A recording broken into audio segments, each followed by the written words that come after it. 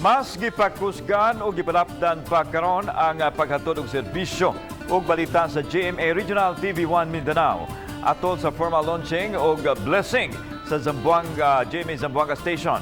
Ang report ni Sara Hilomen Velasco sa GMA Regional TV1 Mindanao.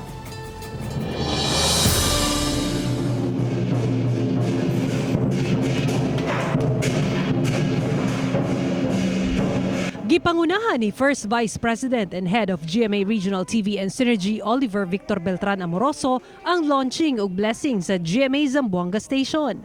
Ang formal nga inaugurasyon og blessing niini timaan sa mas gipalapdan nga pagserbisyo ug paghatod sa tinuod nga balita sa First and Unified Newscast sa Mindanao, ang GMA Regional TV1 Mindanao. The long wait is over, no? After more than a year of preparations, finally we're opening GMA Zamboanga Station as our Western Mindanao hub.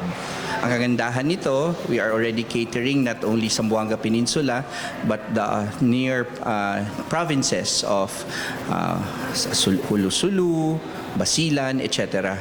So talagang pinaghandaan natin, no, ang pagbubukas ng stasyon, lalo na napaka-importante ng Western Mindanao sa regional operations. Not only for news, but as well for other activities and initiatives na gagawin natin dito sa area. With the opening of our Zamboanga Station, mas lalo pa nating ma-strengthen, no, yung ating serbisyong totoo dito sa area. Malaumon sab ang mga personalidad sa GMA Entertainment Group ug GMA News and Public Affairs sa pagdugang og estasyon sa Kapuso Network, ilabi na sa Western Mindanao.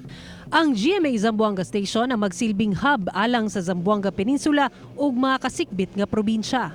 Parami lang ng parami yung mga estasyon natin sa buong country natin. And sana tuloy-tuloy, of course. More power to us.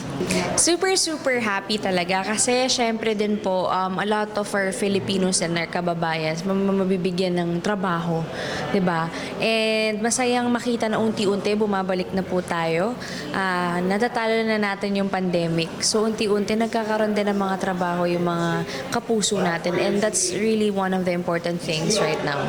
Like kids nowadays, if my cousins had what kids have nowadays here in Zamboanga, parang malaking tulong din yun sa pag-form ng, their developmental minds.